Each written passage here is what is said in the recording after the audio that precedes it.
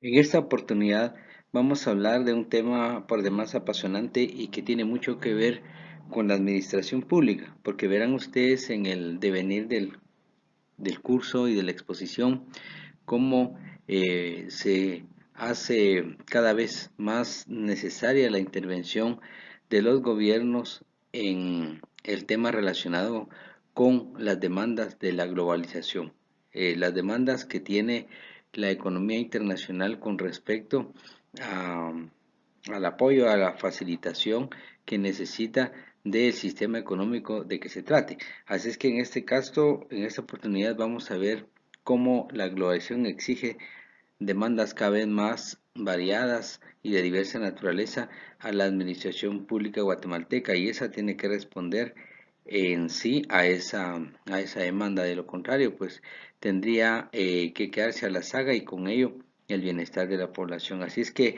el tema de esta plática es la globalización económica en América Latina. Yo le puse una aproximación al caso guatemalteco porque el tema es demasiado amplio y sin embargo sí tenemos que aterrizar en el territorio guatemalteco. Así es que muchas gracias, bienvenidos. Vamos a conocer los aspectos más relevantes de este fenómeno mundial planetario como es la globalización. En primer lugar, tenemos que comprender que la globalización es un fenómeno planetario, es un fenómeno mundial que vemos en todos los ámbitos del conocimiento humano y en todos los territorios del mundo, que hay un fenómeno que evidencia la relación con la globalización. La globalización tiene efectos en todos los ámbitos humanos, por ejemplo, en el ambiente de la industria, del comercio, de la salud, de la educación, de la vivienda, de los recursos naturales, del aspecto climático, de importaciones, exportaciones. En todos esos aspectos tiene una relación con este fenómeno. Así es que, primero, tenemos que estar de acuerdo que la globalización es un fenómeno mundial y por lo tanto ningún país del mundo, ningún territorio está ajeno.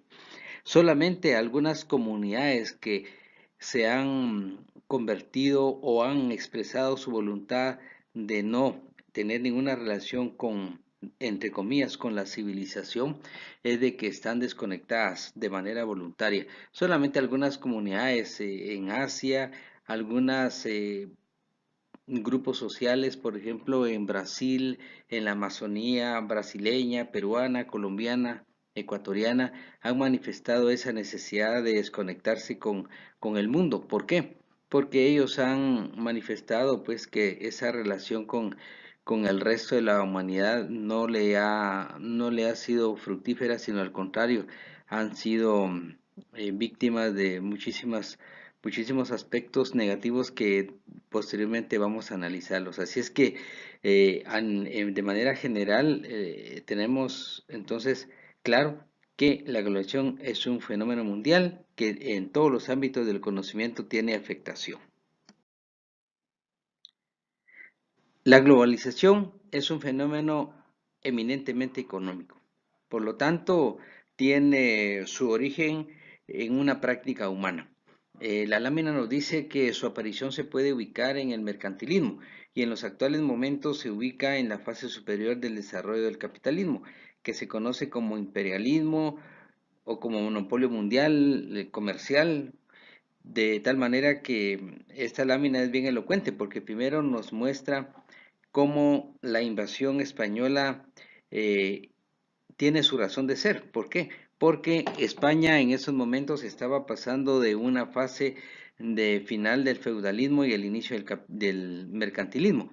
Entonces, en ese sentido, esas relaciones sociales de producción que en esa época prevalecían en Europa, estaban saliendo de ese periodo feudal que fue por mucho tiempo vigente en Europa, y cómo las primeras prácticas capitalistas llega precisamente a exigirles a las naciones de Europa un dinamismo mayor en el ámbito comercial, de tal manera que en ese sentido la la corona española estaba practicando una serie de esfuerzos para promover el comercio internacional, las invasiones, las conquistas, y en ese sentido podemos ubicar que la invasión del territorio guatemalteco por parte de los españoles tiene su razón de ser, ¿verdad? Porque estábamos nosotros en esos momentos siendo víctimas de una invasión de un imperio que estaba precisamente buscando la ampliación de los mercados y hay muchas especulaciones al respecto. Sin embargo, lo que sí es cierto es de que los esfuerzos que hacían los países europeos para ampliar sus mercados y mantener el dominio mundial, el monopolio mundial de poder económico, es una realidad. Así es que este es un primer elemento que tenemos que tomar en cuenta para conocer antecedentes históricos. Y también el mercantilismo, una de las características del mercantilismo, además de provocar una ampliación del mercado de los países europeos, es el tema de la acumulación de metales preciosos. Este es otra característica bien importante del mercantilismo y en ese sentido los países que estaban precisamente practicando el colonialismo generó ese deseo de buscar metales, oro especialmente, materiales preciosos en los países foráneos. En ese sentido, los países que fueron víctimas de estos saqueos fue precisamente por esa política, por esa característica que tiene el mercantilismo en Europa, como es la acumulación de metales preciosos. Los asesores económicos les planteaban a los monarcas de esas naciones europeas que uno de los factores por los cuales los países podrían salir de su pobreza o fortalecer su desarrollo económico era precisamente la acumulación de metales preciosos. Y en la actualidad, la lámina nos proyecta que la globalización para algunos autores no es más que la fase superior del desarrollo del capitalismo, que es el imperialismo. No solamente el imperialismo económico y político, sino también aquí vamos a darnos cuenta cómo al final de la plática vemos que la globalización se proyecta a tener, a conquistar y a posicionarse como un monopolio mundial económico. En sí, esa es la realidad y lo vamos a ver quiénes están detrás de este fenómeno. Pero entonces aquí vemos, la lámina es bien, nos manifiesta primero sus orígenes. Primero la época mercantilismo que estaba pasando en Europa, la acumulación de metales preciosos, la ampliación de nuevos mercados y al final ese concepto de globalización no es más que una expresión de la fase superior del desarrollo del capitalismo. Después del capitalismo no se sabe qué podrá haber. Ya muchos países como Corea, por ejemplo, han manifestado que es necesario llegar a definir otro modelo económico para buscar el bienestar de la humanidad, pero en ese sentido no sabemos qué puede pasar de acuerdo con la teoría económica en el tema del desarrollo económico del capitalismo. En estos momentos nos encontramos en esa fase de globalización.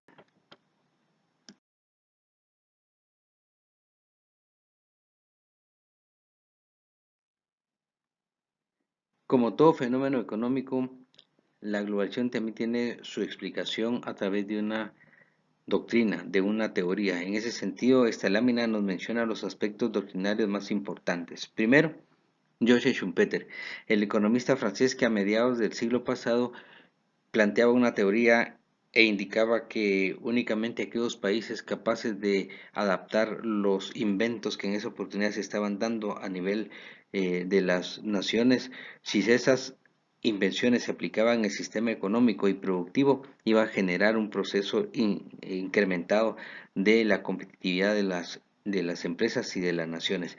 Y en ese sentido, la innovación tecnológica era fundamental para el desarrollo económico de los países. Y esto nos lleva a la explicación de la segunda viñeta relacionada con la nueva división espacial del trabajo. En la actualidad hay una nueva división espacial de trabajo que es totalmente distinta a la realidad cuando Schumpeter planteaba que en el mundo habían únicamente dos tipos de países: países productores de materias primas y de alimentos, y países productores de bienes de capital, de maquinaria y equipo. Actualmente hay esa división internacional de trabajo. Hay dos tipos de países: países productores de alta tecnología y países consumidores de alta tecnología. No hay otro. Y esto precisamente tiene su explicación en lo que Schumpeter decía, y tiene toda validez esta teoría en nuestros momentos. Luego, un elemento también necesario que tenemos que comentar es el papel del Estado en el proceso de globalización. De acuerdo con este aspecto, nos dice que el Estado debe ser una instancia facilitadora del proceso productivo. El Estado no debe intervenir en el sistema económico como agente económico productivo, en el sentido de que participe en el proceso productivo. Simplemente el Estado debe circunscribirse a los elementos, a los servicios fundamentales de todo Estado, como es salud, seguridad, justicia, dotar de un marco jurídico adecuado a la sociedad para que se mantenga esa armonía, ese equilibrio que es el papel fundamental del Estado. Otro elemento importante es la construcción de una cultura global, que tiene que ver precisamente con lo que lamentablemente en Guatemala y en todos los países de América Latina se da, que es la pérdida de la identidad nacional. Ahora los jóvenes ya no piensan, por ejemplo, como un guatemalteco de hace 15 años, cuando hablábamos por ejemplo, del encuentro del clásico de fútbol. Cuando se hablaba de clásico del fútbol, pensábamos en Municipal y los Cremas. Actualmente el clásico del fútbol es el Real y el Barça. Y así, los jóvenes piensan ya como con una cultura que ya no es guatemalteca, no digamos en el ámbito del arte, de la música, el Tex-Mex, el reggaetón, el reggae, el, el rap, ese tipo de expresiones artísticas que no tienen nada que ver con nuestra cultura. Ya los jóvenes no conocen la marimba, ya no tienen esa valoración por ese elemento identitario de nuestro país. La economía del conocimiento es otro aspecto elemental en el sistema doctrinario de la globalización. ¿Por qué razón? Porque precisamente ahora hay nuevas corrientes económicas que explican estos fenómenos, y en ese sentido el- se han generado nuevas corrientes: la economía, por ejemplo, el conocimiento de la economía creativa, economía naranja o economía del conocimiento, que simplemente es el análisis de aquellos procesos económicos que no necesariamente es una transformación de materias primas o lo tradicional del sistema económico, sino son aquellas que tienen relación con con los derechos de autor intelectual, en donde se le da un valor económico al pensamiento y al conocimiento humano. Por ejemplo, lo que hace nuestro connacional, el joven Bonan, por ejemplo, que el creador del Duolingo, de la GAPTCHA, y ese tipo de expresiones del conocimiento que tienen un valor fundamental en nuestros momentos actuales días. Por ejemplo, en los medios de comunicación en la actualidad, también el día de ayer salió un reportaje muy interesante de productor de cine guatemalteco tiene una posición importante en el mundo artístico, precisamente porque él manifestaba que la industria del cine guatemalteco es de contenido, no es de mercado, sino que tiene precisamente un fundamento, una filosofía. Y nos manifestaba Jairo Bustamante, es el director de cine que tiene mucho éxito en el exterior. Esa es economía del conocimiento, esa es economía creativa. La robótica es otro elemento que también tiene una explicación en el ámbito de la globalización. ¿Por qué razón?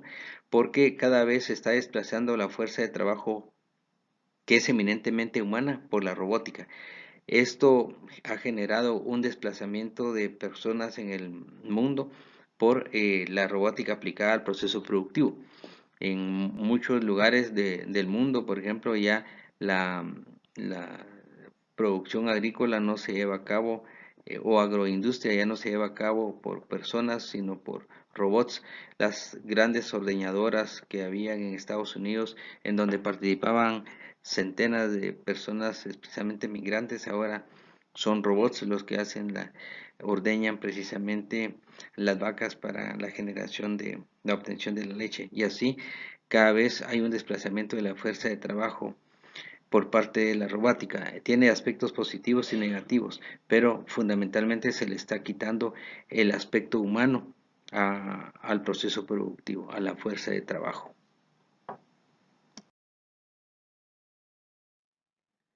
Ya nos estamos aproximando más a la explicación de la naturaleza de la globalización.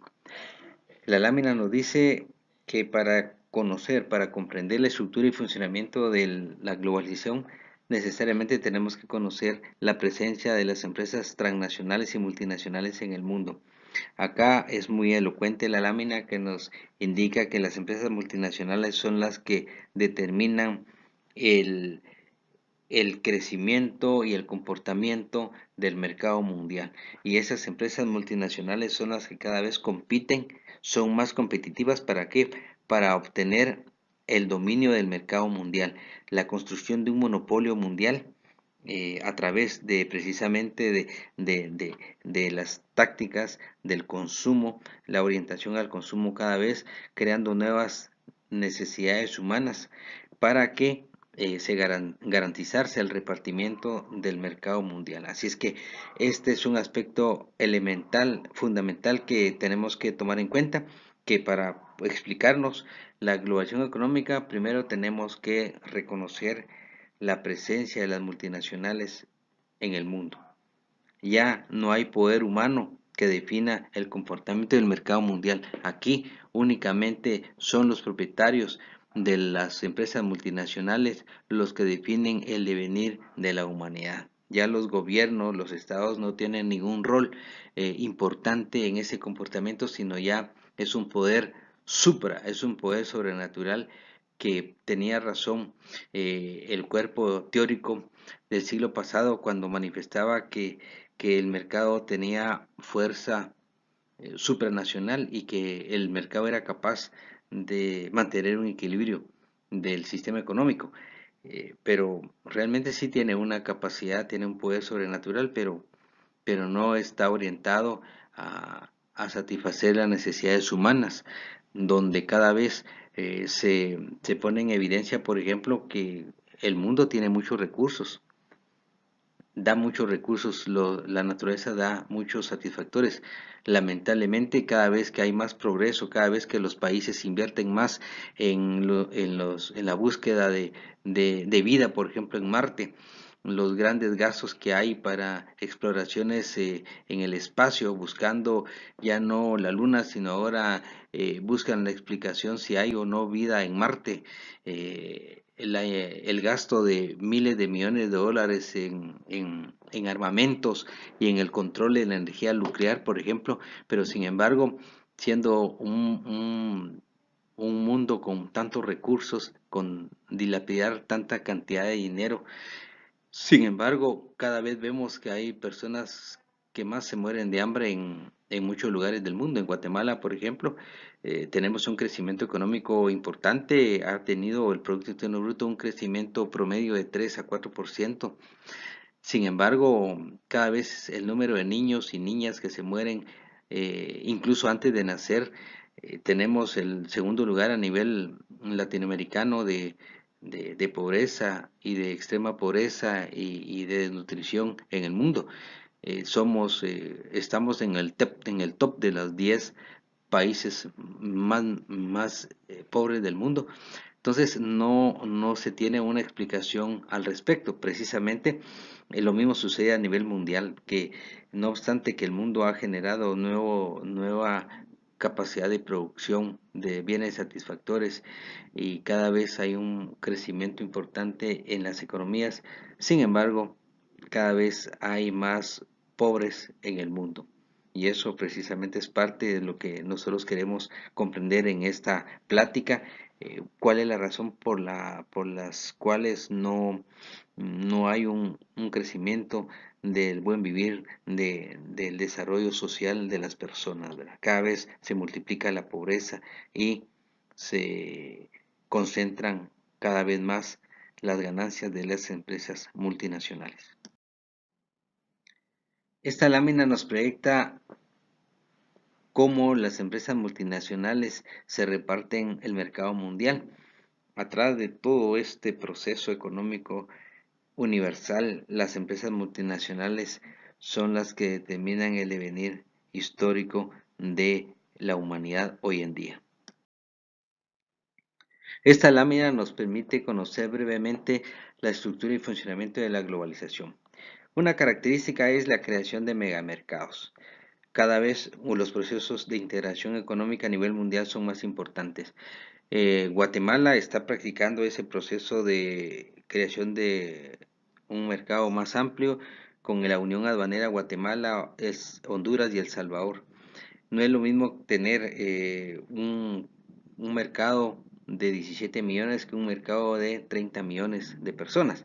Y eso es precisamente parte de lo que se le da importancia a un proceso de globalización, que los procesos de integración conllevan precisamente tener un mayor nivel de consumo, mayor cantidad de consumidores. Y eso nos lleva a la segunda viñeta, que se refiere precisamente a que una característica de la globalización es la eliminación progresiva de fronteras territoriales. Cuando se implementa un proceso de integración, se eliminan las fronteras, incluso cada vez el intercambio comercial es más dinámico. La creación de la declaración y factura única centroamericana tiene que ver mucho con, precisamente, no solamente con la eliminación de las fronteras territoriales, sino también con el mayor dinamismo de comercial. La apreciación de ventajas competitivas. Nosotros en el pasado, por ejemplo, con respecto a la India, teníamos una ventaja comparativa porque estamos más cerca del mercado más grande del mundo, como es Estados Unidos. A los estadounidenses les convenía comprar con nosotros porque éramos más baratos, nuestros costos eran menores, que comprarle a la India, porque era mucho más lejos y el transporte era sumamente caro. Sin embargo, hoy en día a los estadounidenses les es más barato comprar a la India que a Guatemala. ¿Por qué? Porque la economía de la India es más competitiva, tiene un proceso de desarrollo tecnológico superior y que precisamente este es el tema de las ventajas competitivas. Ahora ya no hay ventajas comparativas, sino ventajas competitivas. Ahora no es el que vende más barato y mejor a los Estados Unidos el que esté más cerca, sino el que tenga mayor competencia, mayor ventajas en el ámbito de precios internacionales, de tal manera que eso es un aspecto fundamental para comprender el funcionamiento de la globalización. Las economías de escala también tienen que ver mucho con los procesos de creación de nuevos mercados, porque mientras más consumidores tengo, voy a producir más, y si produzco más, mis costos fijos son menores. Entonces, esas economías de escala son altamente valoradas en un proceso de globalización. La pérdida de identidad o de nacionalidad de las mercancías también es un factor que caracteriza la globalización.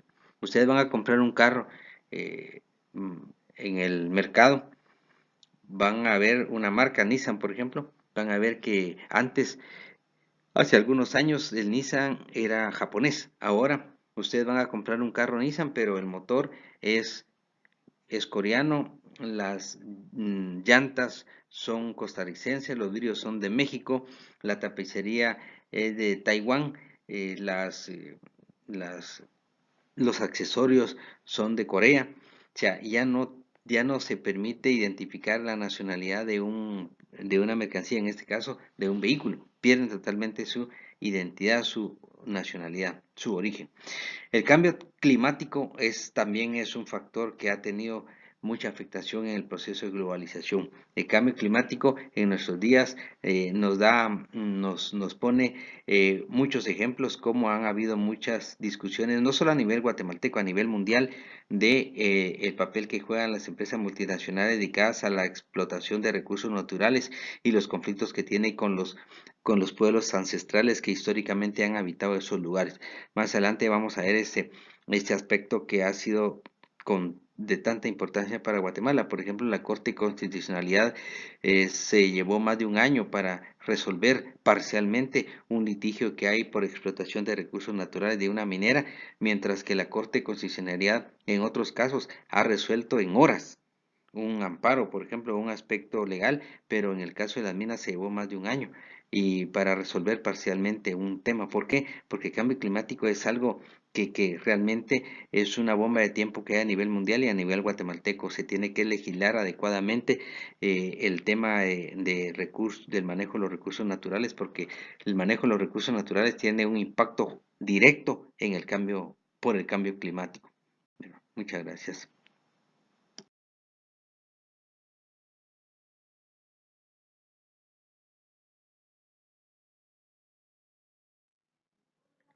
Esta lámina nos permite conocer una primera definición de la globalización económica.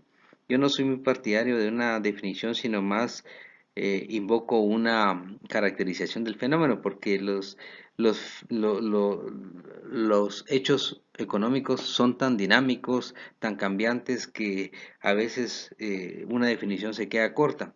Mientras que una caracterización permite ir desarrollando ese proceso teórico con la explicación de ese fenómeno. Sin embargo, creo que es importante conocer esta definición de la OCDE, que es la Organización para la Cooperación del Desarrollo Económico, en donde se agrupan los países más ricos del mundo, más poderosos del mundo.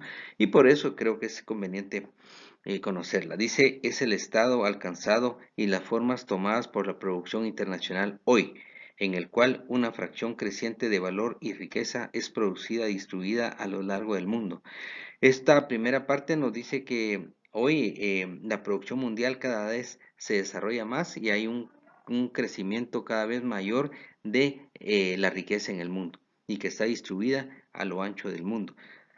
La segunda parte dice las grandes firmas multinacionales operando dentro de estructuras de oferta concentradas y capaces de sacar todas las ventajas de la globalización económica.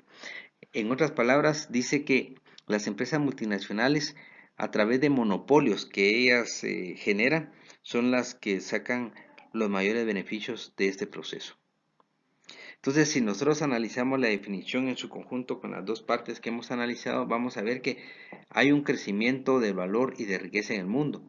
Y cada vez ese crecimiento es mayor. Sin embargo, los beneficios de esta mayor riqueza está siendo beneficiada únicamente pocas empresas que a través de un monopolio son las que aprovechan las mayores ventajas de este proceso. Eso quiere decir de que las empresas multinacionales como monopolios se aprovechan de ese incremento que ha habido del valor producido en el mundo.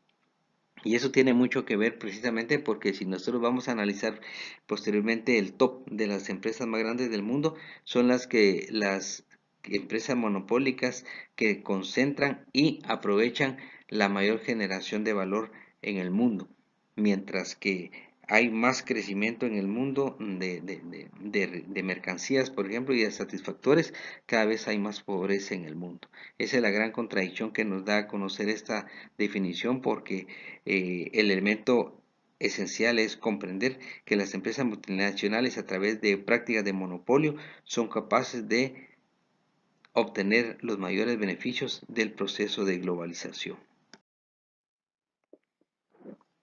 Esta lámina nos permite conocer una segunda definición de globalización. Esta es del Fondo Monetario Internacional. La vamos a leer y después vamos a analizar un poco. Dice, es una interdependencia económica creciente del conjunto de países del mundo, provocada por el aumento del volumen y variedad de las transacciones transfronterizas de bienes y servicios.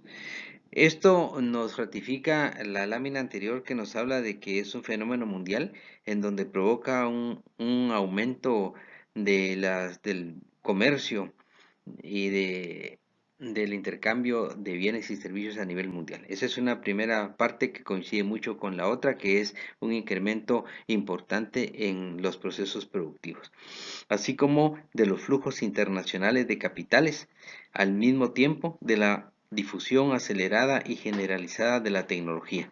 Entonces, producto de ese incremento transfronterizo de bienes y servicios, también lleva aparejado un flujo cada vez mayor de recursos financieros, de capitales, pero también nos llama la atención esta parte última que dice una difusión acelerada y generalizada de la tecnología. El Fondo Monetario Internacional ya nos menciona el tema tecnológico, que hoy por hoy es el determinante de todo lo anterior. O sea, esta segunda definición de globalización es bien distinta a la anterior, porque aquí el Fondo Monetario nos da un contenido más técnico de la explicación de la globalización, mientras que la primera definición nos habla del aspecto propiamente de que ese proceso incrementado de la producción está cada vez concentrada en un estado monopólico, que son las empresas multinacionales. Mientras que este es más técnico porque nos habla que es un incremento de la producción mundial en donde hay también un flujo mayor de capital financiero, pero que al final eso se debe a la tecnología. Y esto sí ya nos permite conocer cada vez más cómo las empresas multinacionales de alta tecnología son capaces de generar precisamente impregnar un mayor dinamismo al proceso productivo mundial. Esa es una variante que nos da la definición del Fondo Monetario Internacional. Para comprender la realidad de la globalización, vamos a recurrir a una comparación entre el contexto económico mundial del año 2007 y en nuestros días. Vamos a pasar por un periodo de análisis de varios años para que ustedes vean ese cambio que ha experimentado el mercado mundial. Primero, el ranking de las empresas multinacionales en el año 2007.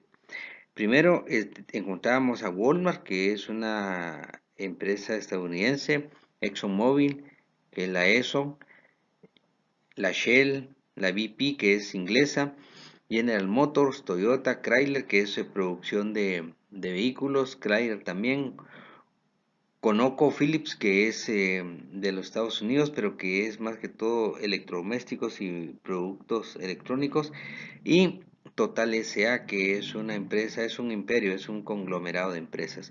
La mayor cantidad de empresas son transformativas. Son empresas que, por ejemplo, en el caso de la Exxon, de la Shell, de la General Motors, de la Chrysler, de la Toyota, son transformadoras, son industrias de de vehículos. El primero ExxonMobil y Shell, que son de combustibles, de energéticos. La Toyota y la Chrysler, que es de automovilismo. Y la única que es de comercio es la primera, que es Walmart, que es servicios de comercio al menudeo, que en Guatemala ya tenemos desde hace algunos años Walmart, que ustedes ven ese contexto que son empresas de transformación básicamente. La mayor cantidad de empresas del top de las empresas multinacionales eran empresas industriales de transformación de materia prima. Entonces vamos a ver cómo se va configurando el mercado mundial a través de la historia. Ese es el año 2007. Esta lámina nos da a conocer algunos pequeños cambios en el contexto del mercado mundial. Primero, el top de las empresas multinacionales ha habido un pequeño cambio. Walmart ya no se fue el primer lugar, sino ExxonMobil, que es petrolera, combustibles. Vemos cómo siguen manteniéndose la Chevron, la ConocoPhillips, que son productos de electricidad, la General Electrical, vemos cómo aparece una empresa, dos empresas de finanzas, dos financieras, la Warren Buffett y la Fannie Mae, que son empresas de ya consultoras financieras a nivel mundial. Entonces vemos algunos cambios, sin embargo se mantiene la mayor cantidad de empresas dedicadas a la transformación de materias primas, producción industrial. Entonces, eso es en el año 2012. Vamos a ver qué pasa con las otras láminas. En el año 2013 hay cambios significativos. El top ya no presenta el monopolio de las empresas multinacionales dedicadas a la industria, sino vemos cómo las empresas financieras mundiales tienen un papel ya importante en el top. Vemos la ICBC de China, que es una financiera, es decir, la mayor expresión de ese conglomerado es el área financiera.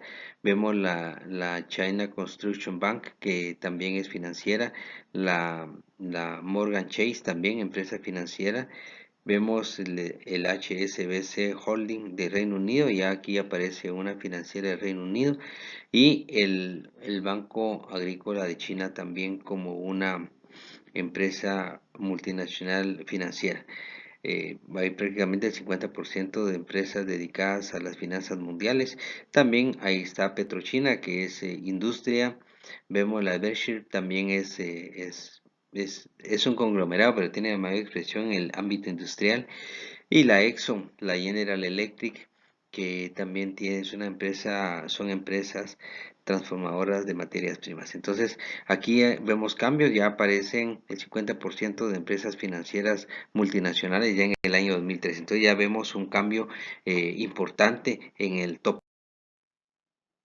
En el 2014 ya se aprecia un cambio en el top.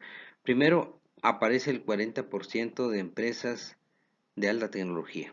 Ya estamos viendo esa configuración del mercado.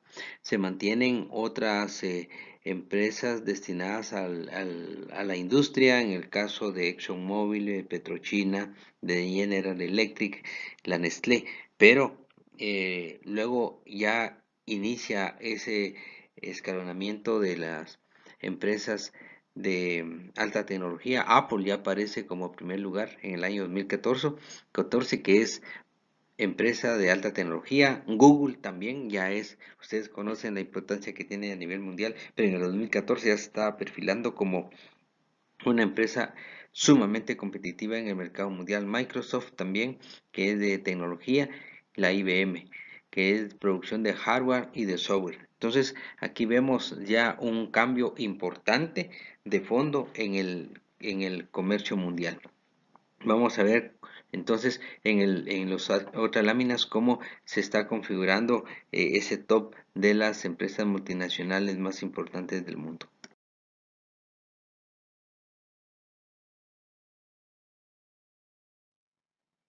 En el año 2016 hay cambios bruscos en el contexto. Primero vemos que las empresas financieras mundiales son las que toman un espacio importante en el top. Vemos como la ICBC de China, como el Banco Chino de la Construcción también tiene un peso en segundo lugar a nivel mundial. Ya empiezan las empresas chinas a ubicar lugares importantes. Luego las empresas de los Estados Unidos, además de la Morgan Chase, también sigue existiendo en el top de la General Electric como un conglomerado, pero tiene su mayor expresión en productos eléctricos. La ExxonMobil, que es de petróleo, y también la Petrochina, que son empresas de China precisamente igual que el Banco de China. Entonces aquí vemos cómo las empresas financieras multinacionales ya ocupan un buen porcentaje en el top y son empresas chinas y únicamente hay tres empresas de los Estados Unidos en este proceso y una empresa del Reino Unido. Aquí ya vamos viendo cómo se configura ese cambio en el mercado mundial. En el año 2017 vemos ya un cambio radical en el top. Ahora el 70% de las empresas multinacionales son de alta tecnología. Aquí es donde explicamos cómo nos explicamos este proceso con los fundamentos doctrinarios de Schumpeter, de Joseph Schumpeter, que a mitad del siglo pasado nos decía que únicamente las empresas productoras de alta tecnología, de innovación tecnológica, pueden ser las que sobrevivirán en ese archipiélago que significa la globalización. Solamente logran sobrevivir, logran flotar en el mercado mundial las empresas de alta tecnología. Y aquí está la realidad. Google en primer lugar, Apple, Amazon, AT&T, Microsoft, Samsung, Verizon y Facebook, que son empresas de software y de hardware las que están dominando el mundo. Aquí se consolida el tema de alta tecnología y son empresas de los Estados Unidos, a excepción de Samsung, que es coreana. Existe ya, sobrevive Walmart, que es la empresa de comercio al menudeo de los Estados Unidos, y la la empresa ICBC, que es una financiera china. Así es que ven ustedes cómo las empresas de los Estados Unidos toman el control del mercado mundial a través de las empresas de alta tecnología, y eso explicará precisamente cómo este ámbito de la tecnología está dictando todas las directrices para el comportamiento económico mundial. Esta lámina de junio de 2017 nos permite apreciar cómo la consolidación de las empresas estadounidenses de producción de hardware y software de alta tecnología. Vemos cómo es el predominio. Primero Apple, luego Google, Microsoft, Amazon, Facebook, como las que acapararon los primeros lugares del top, y se mantienen otras empresas de, por ejemplo, de finanzas como la Berkshire Hathaway, que también tiene un lugar importante, la ExxonMobil y la Johnson Johnson, que es farmacéutica. También aparecen tres empresas financieras, ¿verdad?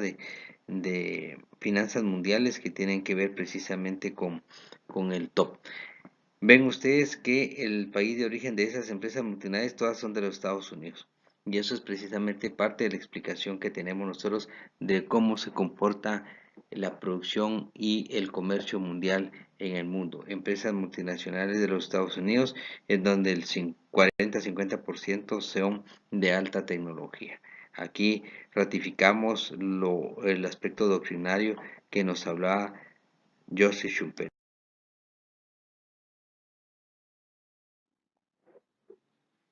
Esta lámina nos hace ver de una manera breve los impactos de la globalización en América Latina.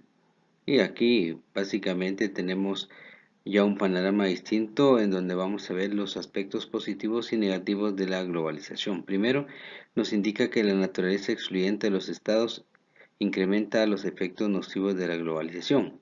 Esto básicamente es ante, por ejemplo, las prácticas comerciales que aplican las empresas multinacionales. El dumping, por ejemplo, hace quebrar a muchos pequeños comercios y esto hace que se, se concentre el poder del mercado en pocas empresas.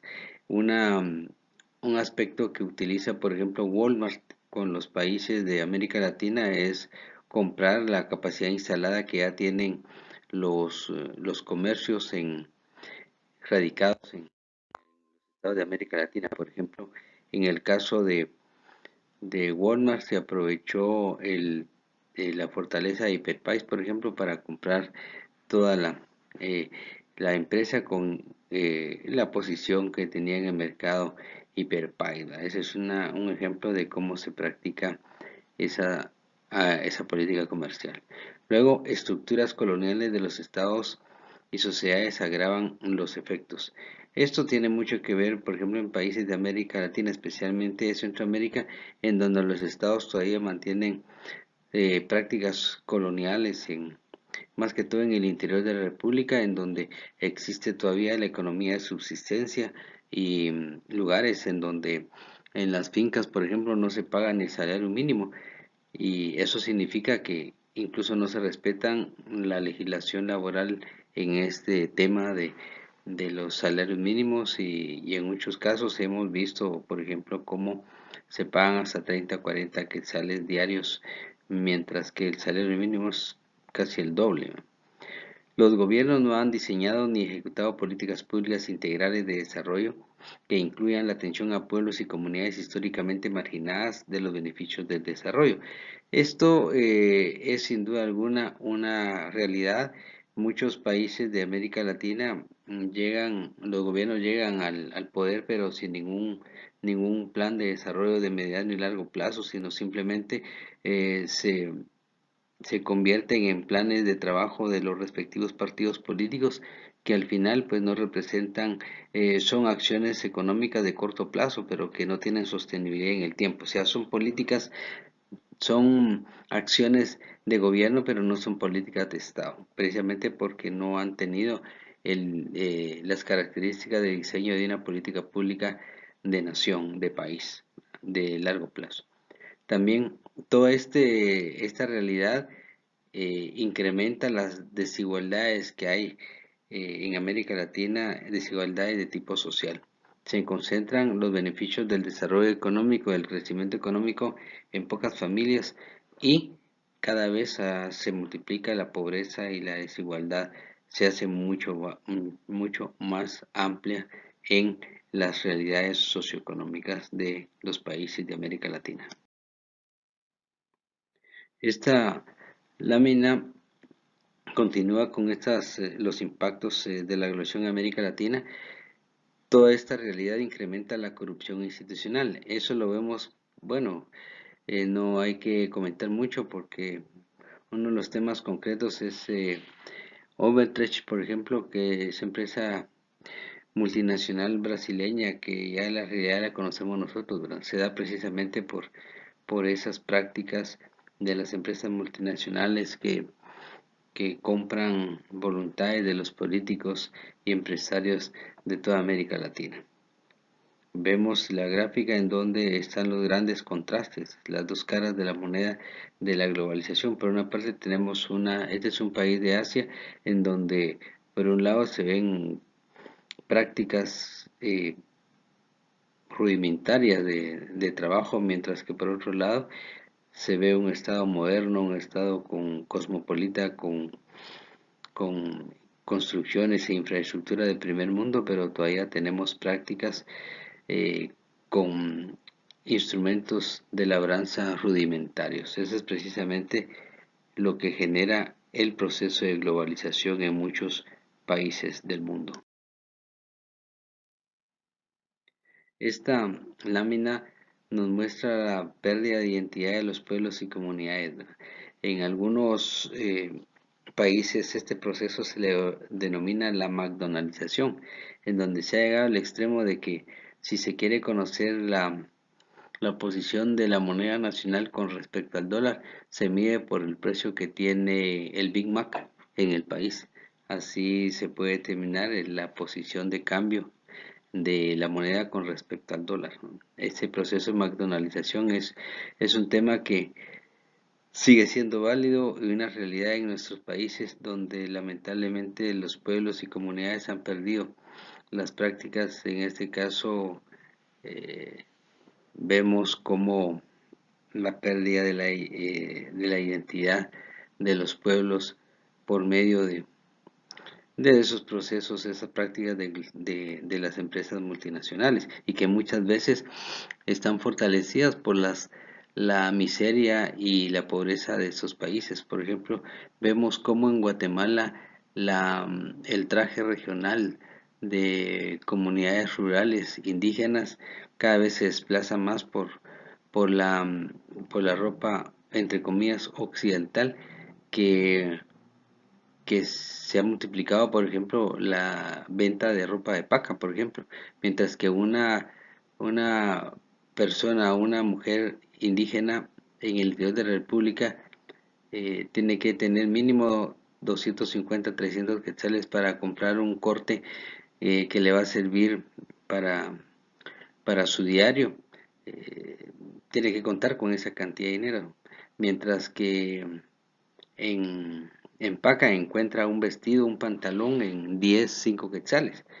Un huipil que vale incluso dependiendo del uso que se le va a dar, pero si es un huipil de diario no baja de 300 quetzales, mientras que una blusa en una paca podrá gastar 5 quetzales. Entonces, la propia pobreza en que se han condenado los pueblos indígenas hace que se vayan eh, separando cada vez más de sus prácticas culturales que ancestralmente han tenido.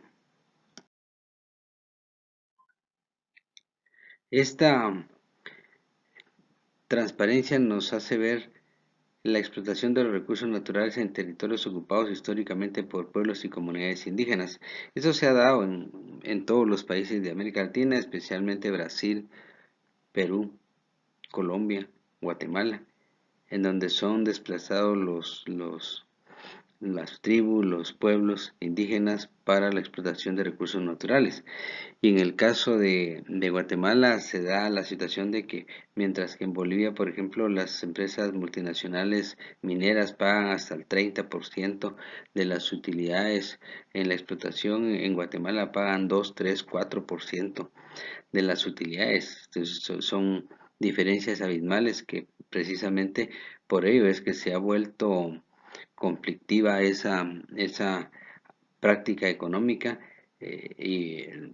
discutíamos al principio de la sesión cómo, por ejemplo, la Corte de Constitucionalidad se tardó más de un año para resolver parcialmente un tema por demás importantísimo para la actividad económica del país, donde representaba no solo la inversión para las personas, sino lo que significaba para el impacto en el desarrollo de las comunidades, especialmente también las condiciones de las personas que habitan en esos lugares que lo han hecho por siglos. Esa es precisamente parte de la discusión que se tiene que tener en Guatemala para, para ver que realmente los pueblos indígenas no es de que se opongan a la explotación de los recursos naturales, el problema es que se oponen al regalo que están haciendo las autoridades de los recursos del Estado, los recursos naturales que deberían ser explotados, pero de una manera racional, digna y sobre todo que tenga beneficios directos en las comunidades en donde están asentadas las empresas mineras. Este es un tema por demás importante, independientemente del impacto que provoca en el clima y en el medio ambiente, porque esto ha significado la destrucción de miles de hectáreas de bosque y de flora y fauna que pone en peligro la propia existencia de las comunidades y de los países en donde están asentadas las empresas multinacionales. Esta ilustración nos hace ver la destrucción de la fauna natural que ha habido en todos los mares y océanos, ríos, lagunas de los pueblos del mundo, donde el deterioro ha sido brutal y en ese sentido lo que significa para la seguridad alimentaria de las comunidades y de los poblados en donde están asentados estos valiosos recursos. Esta fotografía nos ilustra lo que ha quedado de la laguna Tezcatempa Jutiapa, que otrora fue una fuente de alimentación y de recursos económicos para ese municipio. Actualmente queda totalmente seca precisamente por la falta de, de el entorno natural que debe existir para que se den esos fenómenos naturales. Esta lámina nos hace ver la contaminación ambiental que se da en muchas partes del mundo. Esta es una fotografía de un medio de comunicación que salió publicada esta realidad, en donde en Nueva Delhi, la India, por ejemplo, han habido días en donde prácticamente se prohíbe la circulación de personas en algunos poblados precisamente por la altísima contaminación que hay derivado pues de la producción industrial y la falta cada vez más de, de la oxigenación y de los bienes satisfactorios de, en este caso, de una existencia de la propia humanidad. El lago de Amatitlán es un ejemplo clásico de este proceso de deterioro ambiental en donde fundamentalmente este lago está contaminado por las industrias que están alrededor del lago. Toda la ribera del lago de Amatitlán están asentadas empresas industriales que no utilizan tratamientos de agua, sino todas están orientadas a, a desaguar sus aguas negras en el lago de Amatlán y ahí vemos cómo nos ilustra esa realidad que según los expertos dentro de unas dos décadas prácticamente va a ser pantano y posteriormente va a desaparecer ese otrora bello lago de Amatlán que era un centro turístico y recreativo para la población de la ciudad capital, en donde gozaba uno de no solamente de la gran variedad de atractivos que habían en Amatitlán, sino un paseo en lancha, un buen chapuzón en las orillas del lago, era algo fabuloso, se ha ido perdiendo precisamente por esto. Y también la práctica de la pesca artesanal y la pesca deportiva, que era un gran atractivo y sobre todo una forma de sustento para miles de familias que están asentadas alrededor del lago por la pesca artesanal.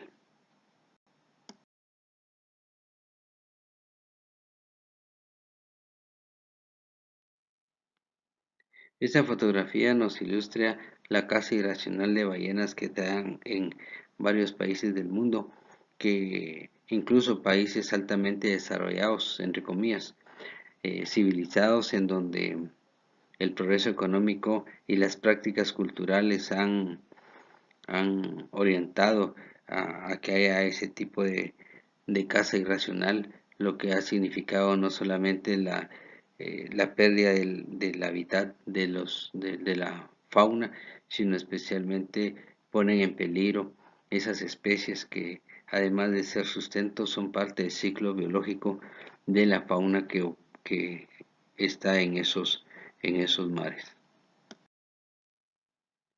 Algunas empresas multinacionales han tenido problemas de tipo laboral con los países en donde se lleva a cabo la subcontratación para marcas de reconocido nombre, en donde lamentablemente las prácticas estas aplican las políticas de incremento de empleo infantil. Aquí hay una fotografía en donde una marca está precisamente contratando niños y niñas que en lugar de ir a la escuela están practicando una actividad productiva, pero sobre todo esa contratación es ilegal por tratarse de niños y niñas que deberían estar en un proceso de formación.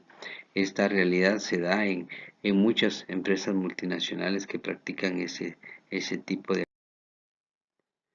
La actividad denominada maquila es una práctica que aplican muchas empresas multinacionales en países del tercer mundo, por ejemplo, o al menos en países pobres, en donde, por ejemplo, en el caso de empresas multinacionales que utilizan Singapur, Tailandia para la labor de maquila, en Europa, por ejemplo, las empresas multinacionales de Europa utilizan, por ejemplo, países pobres como Marruecos para hacer las prácticas de maquila y con ello lo que significa, por ejemplo, la contratación del empleo mano de obra infantil.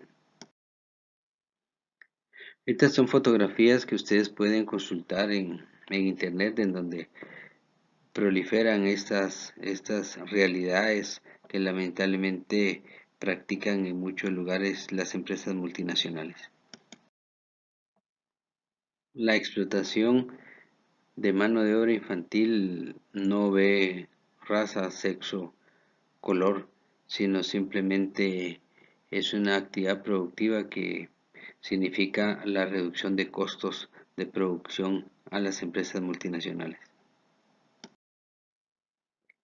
Dentro de los impactos de la globalización está la multiplicación de la economía informal que nosotros vemos en nuestro país y en América Latina, las prácticas de este comercio informal y las prácticas de la economía informal como ilustradores, car wash, en la calle, comercio al por menor, artesanal, que esto prácticamente es una economía subterránea que es difícil medirla y sobre todo la informalidad que tiene, por ejemplo, en el caso del seguro social, de el régimen tributario, que son recursos que deja de percibir el Estado ante una práctica económica, que a veces se extienden estas prácticas de economía informal a tener subcontratación. Por ejemplo, los indigentes muchas veces alquilan, personas alquilan niños y niñas, bebés para ser utilizados por adultos para fingir que son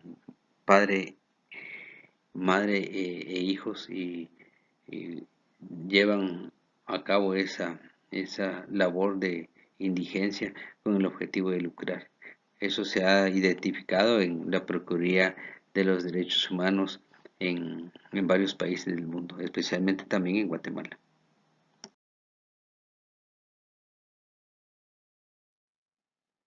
Esta lámina nos hace ver el entorno de la globalización en Guatemala, o sea, además de ese proceso de globalización y de la pérdida de la competitividad del país, eh, viene acompañado de otros fenómenos económicos nefastos para la economía de cualquier país.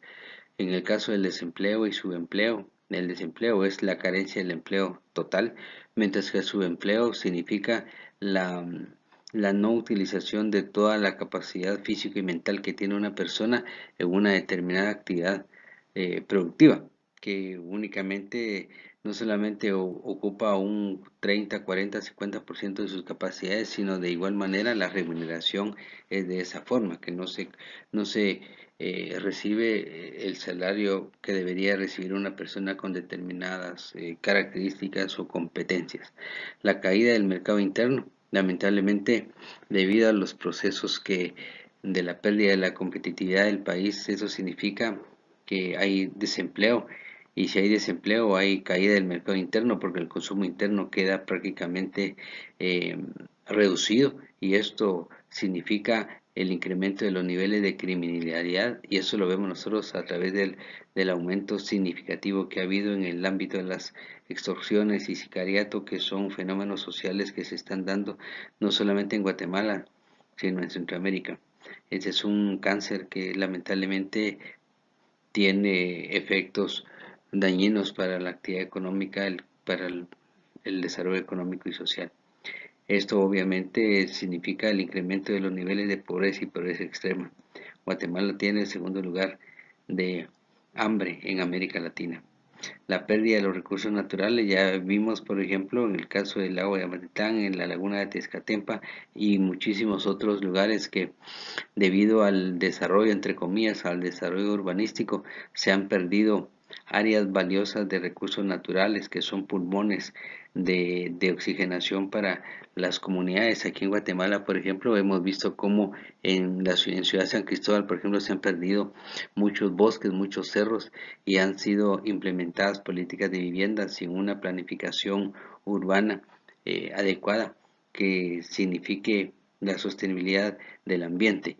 Vemos en el área de Cayalá, la zona 16, que antes eran bosques frondosos, ahora simplemente es el, la obra gris la que prevalece, y con ello el impacto, la presión que tiene en el tema de transporte público, transporte urbano, transporte, movilidad de las personas, la insuficiencia cada vez mayor del agua potable en colonias y áreas residenciales de nuestro país.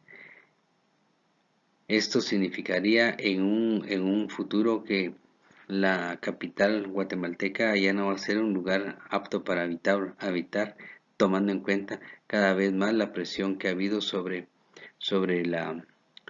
las personas que habitan en la ciudad. Por ejemplo, la autorización que ha habido acelerada de condominios, que cada vez está presionando toda la movilidad del transporte. Hay momentos ya en Guatemala que es imposible movilizarse por transporte público ni por vehículo, por ejemplo.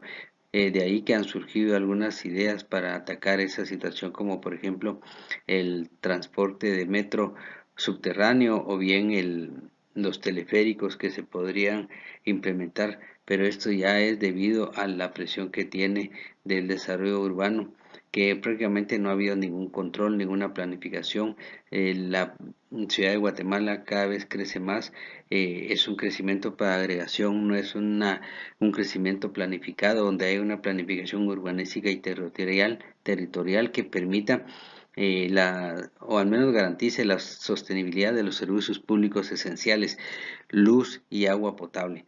Cada vez más en el centro histórico, por ejemplo, son tal vez minutos los que tiene un habitante de una casa, de una familia, en tener ese servicio de agua potable. Por eso es que obligadamente se tiene que recurrir a la compra de depósitos y cisternas, que a la larga significa una presión también para el servicio de energía eléctrica. Y el servicio de energía eléctrica que está privatizado, por ejemplo, esto impacta también en los ingresos económicos de las familias. Total, es que precisamente esto es las realidades que de manera común encadenamiento. Esta es una noticia que apareció en un medio de comunicación en donde Millonarios estadounidenses piden al presidente Trump que no le recorte los impuestos. Y nos dice la carta, dice, la misiva suscrita por nombres como George Soros y Steven Rockefeller considera que la rebaja de impuestos solo favorecerá la desigualdad y aumentará la deuda. Esta fue ante el anuncio del presidente Trump de que iba a reducir los impuestos para las empresas grandes, precisamente con el objetivo de motivar la inversión y el empleo. Pero esta fue una reacción tomando en cuenta precisamente que estos empresarios llega un momento en que están conscientes de que esa rebaja de impuestos simplemente va a favorecer más la desigualdad, se va a ensanchar ese abismo entre la sociedad de los Estados Unidos y eso aumentará la deuda pública de los Estados Unidos. Continúa la carta indicando, creemos firmemente que la forma de crear más trabajos de calidad y fortalecer la economía no es mediante la reducción de impuestos para lo que más tenemos, sino invirtiéndolo en el pueblo americano. Aquí se insiste que llega un momento en que la acumulación de capital de estos grupos sociales es tan fuerte, tan grande, que prácticamente se está limitando, se llega un momento en la limitación de la inversión, mientras que al tener recursos para el ciclo económico es mucho más ventajoso porque se invertirían los recursos en actividades productivas que generan empleo, que es la fuente principal de ingresos no solo para las familias sino para los gobiernos. Dice, somos ricos a los que nos preocupa profundamente nuestra nación y su gente y escribimos con una sola petición, no nos corten los impuestos. Potentados como Bill Gates y Warren Buffett, que es propietario de una de las empresas multinacionales financieras más grandes del mundo, considerados los dos hombres más ricos del planeta, se declararon a favor de pagar más impuestos. Sí, ha llegado ya la conciencia y la preocupación de esas empresas multinacionales que prácticamente están dispuestos a pagar impuestos y evitar precisamente, porque al haber un deterioro del mercado, la pobreza no es una garantía de progreso para ningún país del mundo, incluso para el empresariado. Siempre debe, en todas las sociedades debe haber un mercado con capacidad de pago, con capacidad de compra. De lo contrario, puede existir una sobreproducción y nadie pueda comprar esos productos que generan las empresas. Entonces, debe mantenerse esa dinámica del ciclo económico de producción, distribución y consumo. La parte final de la carta dice, millonarios de la talla de Bob Crandall que afirman que si mi ingreso crece, no pienso invertir más, simplemente ahorraré más.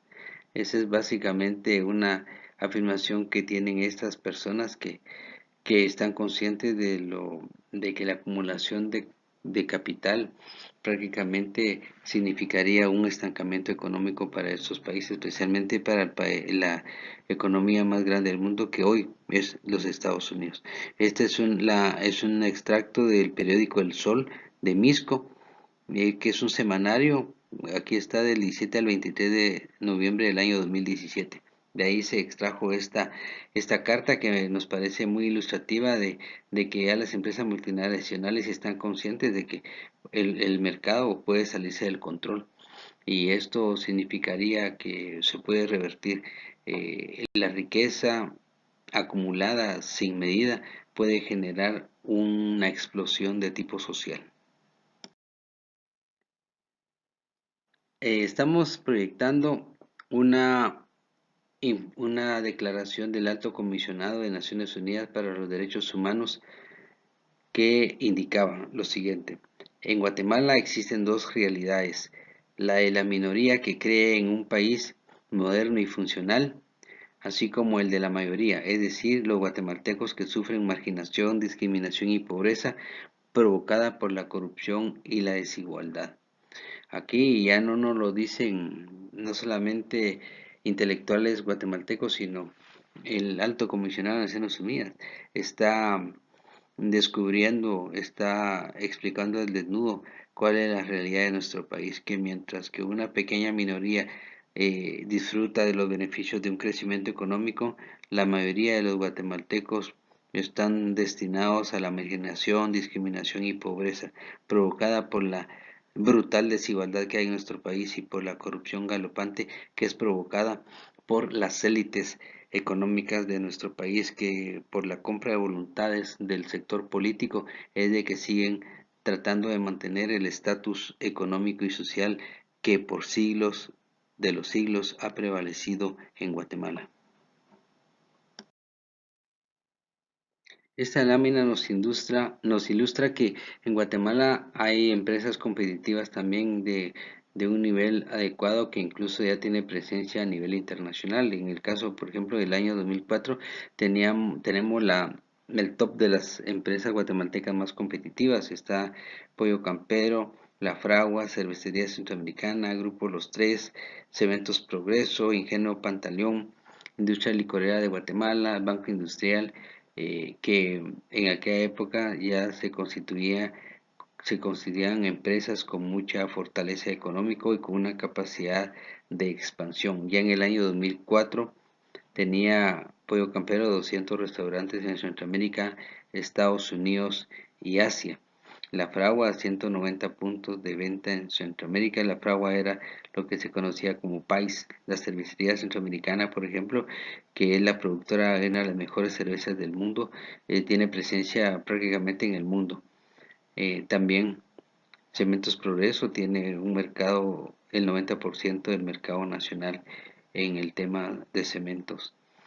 El tema de la industria licorera guatemalteca es donde se produce uno de los mejores rones del mundo, el ron Zacapa Centenario, que tiene presencia en todo el mundo, en todo el planeta, en los centros, en los aeropuertos internacionales de los países del mundo. Usted va a encontrar siempre ron Zacapa Centenario, por ejemplo, que es una marca mundial de reconocido prestigio y una calidad excepcional. Luego tenemos el Banco Industrial, que también ha obtenido a nivel centroamericano varios bancos locales. Así es que esta es una lámina del año 2004. Vamos a ver también cómo se configura ese top a través del tiempo. Esta lámina nos dice, por ejemplo, otra configuración. En el año 2013 estaba las agencias Y, que es la distribuidora de electrodomésticos, Macesa, que es la principal productora de los famosos tuk-tuk, que son, la mayoría son de origen indio. La cervecería centroamericana, Quick Photo, el IRTRA, que el IRTRA tal vez no tiene presencia en el mundo ni en Centroamérica, pero la facturación y los servicios que presta son de primer nivel, de primer mundo, comparados con los mejores parques recreativos a nivel mundial, parques de diversión como Disney, por ejemplo. El IRTRA tiene un buen desempeño como una de las empresas de recreación y entretenimiento más importantes del mundo. Sigue Pollo Campero, Helados Saritas, Supermercado La Torre. Eso es el top del año 2013. Una fuente distinta nos ilustra también la presencia siempre en esta misma clasificación Alitra, Cervecería Centroamericana, Cementos Progreso, Camas Olimpia, que es una venta de camas a nivel centroamericano, Bodemax, BAC, Scotia Leasing, que es la práctica de leasing por parte de algunos bancos, que esa es la fuente, es Revista Agroindustria de enero de 2014.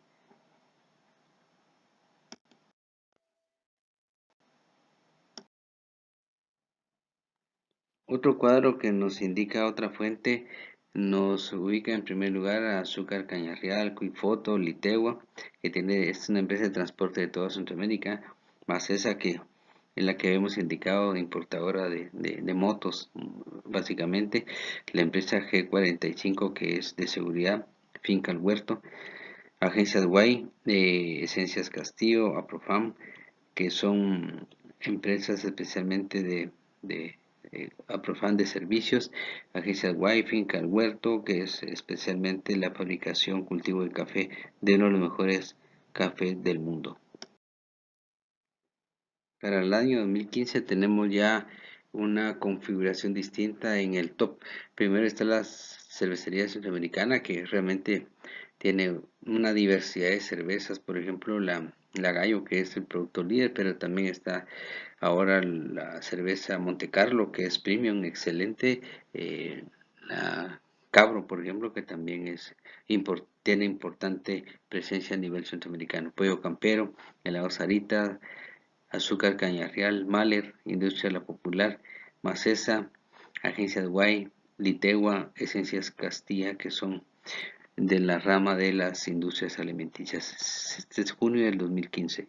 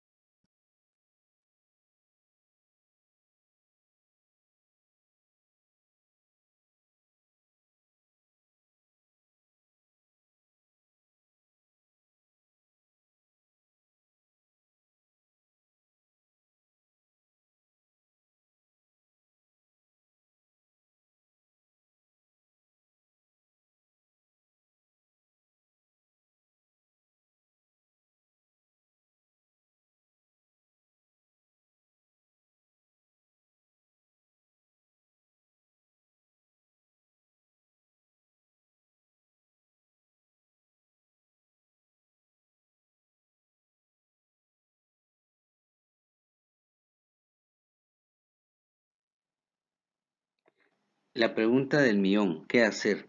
De acuerdo con la realidad que hemos visto de la globalización, se nos plantea la pregunta ¿qué hacer?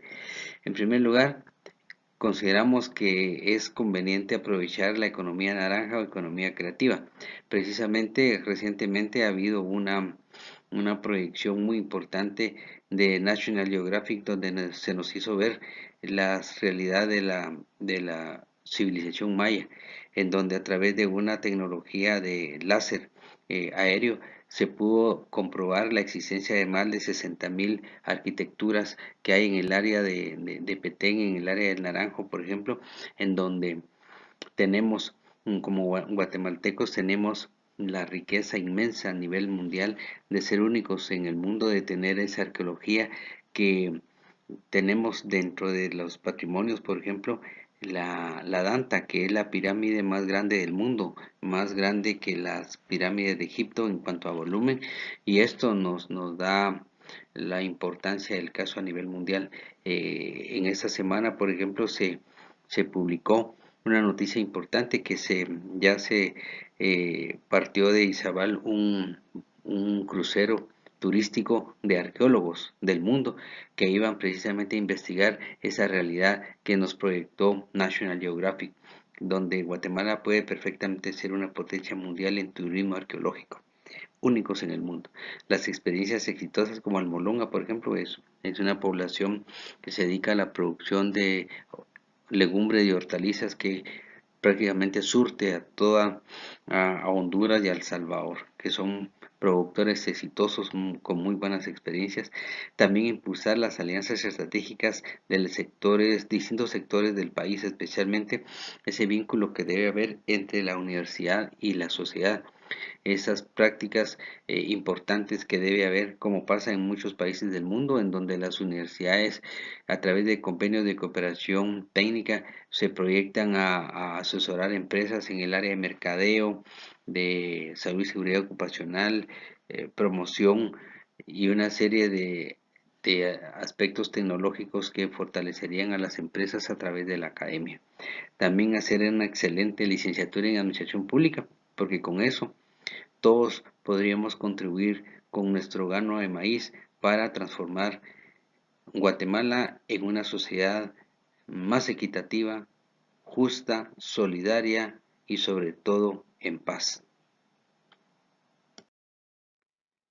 Me pareció importante citar esta sentencia del Papa Francisco que habla precisamente de el mercado. ¿Qué concepto tiene el Papa Francisco del mercado, de la globalización y la concentración del poder económico de las empresas multinacionales que acaparan a través de prácticas monopólicas los servicios de alta tecnología en el mundo? Dice, ya no podemos confiar en las fuerzas ciegas y en la mano invisible del mercado. El crecimiento en equidad exige algo más que el crecimiento económico, pues precisamente ese crecimiento en equidad es, en otras palabras, que cada vez se reduzcan los niveles de pobreza, de miseria en el mundo. Las desigualdades deben eliminarse gradualmente, porque de lo contrario el mercado no es la mejor solución. Ya la práctica nos ha dicho que las empresas multinacionales juegan un papel egoísta en donde concentran los poderes económicos y políticos, dejando al margen el verdadero razón de ser de la sociedad y de la economía, que es garantizar el bien común. Hay que reencontrarnos con los objetivos de la sociedad, que es la armonía, la justicia y que haya comida y satisfactores para toda la humanidad. Estamos frente a un grupo de líderes nacionales que darán todo por una Guatemala democrática, justa, equitativa y en paz. Así es que, compañeros y compañeras que están participando en el curso de Administración Pública 2, tenemos un gran reto por delante. Nosotros estamos aprendiendo los pasos de la administración pública, pero ustedes en una formación son ese grupo de jóvenes oxigenados, jóvenes que tienen una visión de futuro, que piensan en una Guatemala con políticas de largo plazo, de un desarrollo y que van a orientar el cambio de la sociedad guatemalteca, especialmente planteando una reforma profunda, una reestructuración profunda y real del Estado de Guatemala, donde a través del cambio de las estructuras económicas y políticas, pasando obviamente por el sistema político de Guatemala, que es hoy por hoy la razón de la situación conflictiva y crítica que pasa en nuestra sociedad guatemalteca. Ustedes son los llamados, los convocados por la sociedad a hacer cambios profundos. Solamente ustedes, como expertos en administración pública, pueden plantear cambios factibles en un ambiente democrático, en un ambiente de paz, en donde se reencuentren con los objetivos originarios de todo Estado. Como lo dice la Constitución Política de la República de Guatemala, nos reunimos para buscar el bien común y aplicar el principio de legalidad de la administración pública, que es cumplir y hacer que se cumpla con la Constitución Política de la República de Guatemala, su legislación y sobre todo buscar el fin último de todo Estado democrático y civilizado, como es el bien común, el bienestar para la mayoría de guatemaltecos y guatemaltecas. Muchísimas gracias.